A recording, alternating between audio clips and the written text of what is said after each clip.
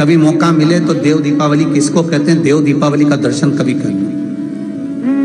दो जगह पर करना, एक कार्तिक पूर्णिमा का दर्शन कभी करना तो देव दीपावली पर काशी में जाकर करना, और कभी मौका मिल जाए तो हरि हर मिलन, भगवान विष्णु और भगवान शंकर का मिलन का दर्शन कहीं करना तो एक बार उज्जैन में जाकर करना। उज्जैन में वैकुंठ चतुर्दशी के दिन जब हरि हर मिलन होता है, भगवान भूत भावन महाकालेश्वर कैलाशी अविनाशी मेरा शंकर पालकी में बैठकर भगवान कृष्ण के मंदिर गोपाल मंदिर जाते हैं, भगवान नारायण के मंदिर जाते हैं, कृष्ण के मंदिर, और वहां जाकर मेरे शंकर पालकी में से सारे फूलों को हटा दिया जाता है, शंकर और भगवान नारायण को आमना सामना कराया जाता है। आमना सामना कराते समय भगवान नारायण के गले की पुष्पमाला गिरती है, शंकर भगवान की बेलपत्र गिरती है, नारायण की वो माला तुलसी शंकर को चढ़ाई जाती है, शंकर की गिरी हुई बेलपत्र नारायण को चढ़ाई जाती है, और पालकी 7 बार घूमकर वापिस महाकाल की उस मंदिर में पहुंच जाती है। कभी और दुनिया के इतनी आतिशबाजी की शायद भारत की भूमि पर कई इतने फटाके फूटते होंगे जो उस समय पर फूटते हैं जब हरि और हर मिलते हैं उज्जैन नगरी।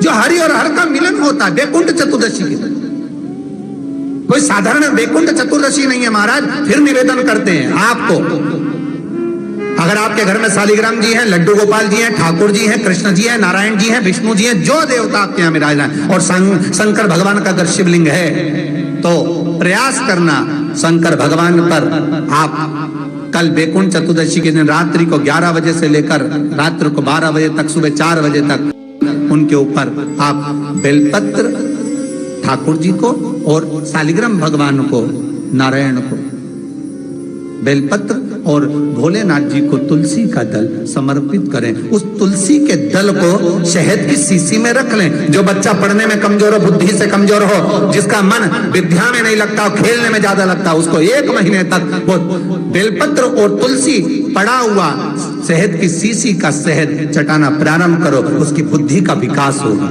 प्रबल बने, बुद्धि का विकास।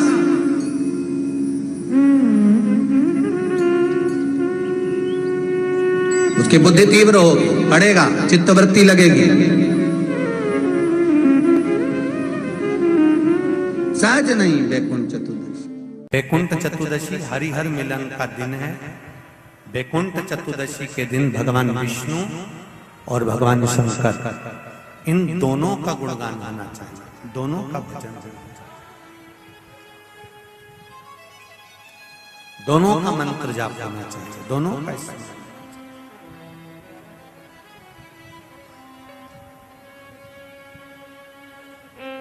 आप सबसे निवेदन है कल हरिहर मिलन के दिन आपके घर में शिवलिंग होगा और लड्डू गोपाल होंगे। रात्रि के समय पर, शाम को नहीं, मध्य रात्रि, अगर नींद खुली रहे तो 11 बजे के बाद में, रात्रि को 11 के बाद अगर नींद खुली रहे, नींद नहीं खुली रहे तो फिर तुम रात को 8-9 बजे चढ़ा के भी सो जाओ तो कोई बात नहीं हो, भगवान तो बोलेगा। शंकर भगवान पर पहले बेलपत्री चढ़ाना, लड्डू गोपाल के सामने तुलसी का दल चढ़ाना, अपने मन की कामना कर कर हरिहर मिलन कराना। थोड़ी देर तक या तो सवेरे के समय ही चढ़ा दो, दिन भर चढ़े रहने दो, रात्रि के समय पर जब फ्री हो जाओ तब घी का दिया लगाकर बेलपत्री उठाना, वो उठाकर भगवान शालिग्राम जी पर या लड्डू गोपाल पर या मेरे कृष्ण पर या नारायण पर या भगवान विष्णु पर, जो भी तुम्हारे यहाँ मूर्ति हो लड्डू गोपाल की। तकलीफ में रहता है जो बच्चा पलंग पर गंदगी करता हो या जिसका विवेक बुद्धि स्थिर नहीं रहती हो, उसके लिए ये बेलपत्री और तुलसा हमेशा कार्य आती है। कल वही वैकुंठ चतुर्दशी,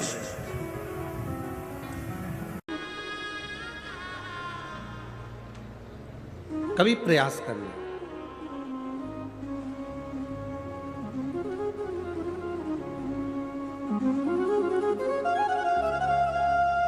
जब तुम्हें लगे जिंदगी में कि बहुत हाथ तंग चल रहा है और बहुत तकलीफ की जिंदगी चल रही, बहुत तकलीफ, बहुत कष्टमय जीवन चल रहा है, बहुत कष्ट।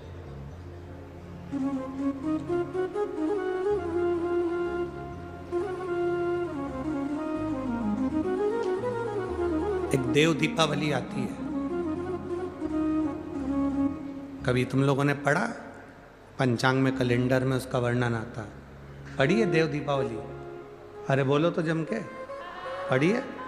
एक देव दीपावली आती है, एक दीपावली, एक देव दीपावली। इन दोनों दीपावली के दिन अगर प्रयास करना, अगर बहुत कष्टमय जीवन चल रहा हो, फैक्ट्री भी ना चले, दुकान भी ना चले, व्यापार भी ना चले और कर्जा बढ़ते जा रहा हो, टेंशन ही टेंशन पूरी जिंदगी में हो रहा हो, कहीं से संपदा आ नहीं रही हो, धक्के की जिंदगी चल रही हो, तो एक बार मधु का प्रयोग कर कर देखना। महालक्ष्मी की अगर पूजन कर रहे हो देव दीपावली पर या दीपावली पर, तो पान के पत्ते पर एक शहद की बिंदी रखकर लक्ष्मी जी को भोग लगाइए और शंकर जी के मंदिर में उसी दीपावली को या देव दीपावली पर शंकर भगवान के शिवलिंग पर एक पत्ते पर या पुष्प पर एक बूंद शहद लगाकर शिव जी को समर्पित कर कर देखिए। अगला वर्ष तक इंतजार करना, बाबा आपकी जिंदगी में चार चांद ना लगा दे उस मधु के बल पर। तो श्री